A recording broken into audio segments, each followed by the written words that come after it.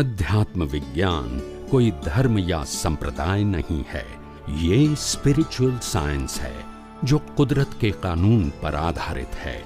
ये विज्ञान पूरे ब्रह्मांड के सभी रहस्यों को उजागर करता है और जीवन के सभी पहलुओं को समझने के लिए एक नई दृष्टि देता है।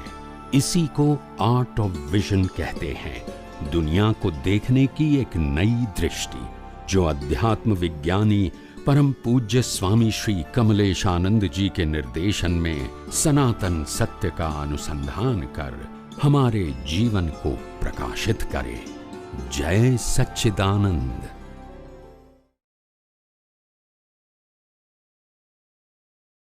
बे भाग, एक साता वेदनीय અને બીજું અસાતા। આ બે પ્રકારના કર્મો છે અને સાતા વેદનીય અને અસાતા વેદનીય એ બંને કર્મો તમારા કર્મ બાંધતી વખતના જે આશય છે એને આધારે ફળ મળે છે। શું છે? એને આધારે ફળ મળે। એટલે સાતા કે અસાતા? સાતા કે અસાતા? મને મારા પુણ્યથી ગાડી મળે। શું કીધું? ગાડી મળે। અને એ ગાડી સાતા વેદનીય કર્મનું ફળ કહેવાય, બરાબર છે? પણ મારી પુણ્ય કાચી હોય તો એ ગાડી નો એક્સિડન્ટ થઈને મારા હાથ પગ ભાગે એને અસાતા વેદનીય કર્મનું નિમિત્ત થઈ ગાડી। ના સમજાય? ગાડી હોય નહીં ને પગ ભાગે નહીં, પણ ગાડી પગ ભાગવા માટે જ લાવવાની હતી આપણે, કારણ કે અસાતા વેદનીય ખ્યાલ આવ્યો? એટલે કે કર્મની ક્વોલિટી। શું કીધું? ઘણા નથી કેતા કે આ ઘરમાં રહ્યા ત્યારથી કકરાટ શરૂ થઈ ગયો, એ કકરાટ માટે જ ભેગું થયું હતું।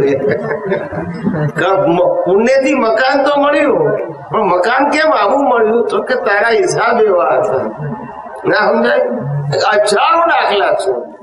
દરેક વ્યક્તિ પરણે છે તો સુખ માટે, ભલે મળે નહીં,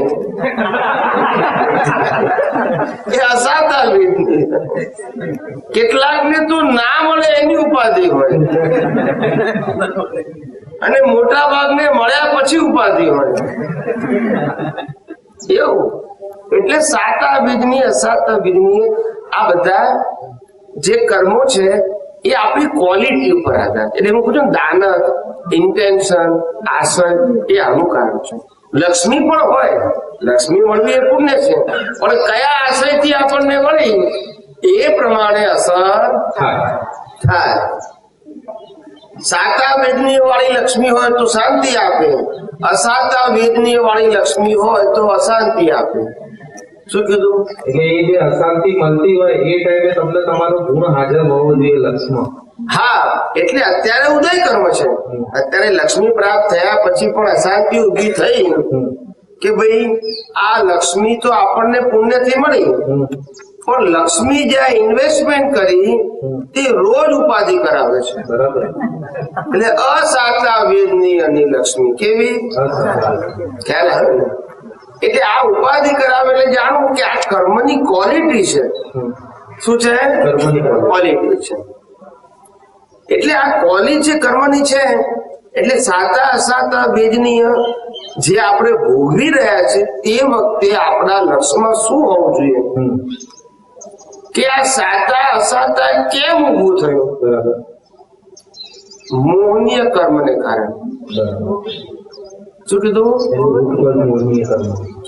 મોહ છે તો મને એમાંથી સુખ મળશે। શું કીધું? એમાંથી સુખ મળશે એ માન્યતા સમજાય છે? બરાબર।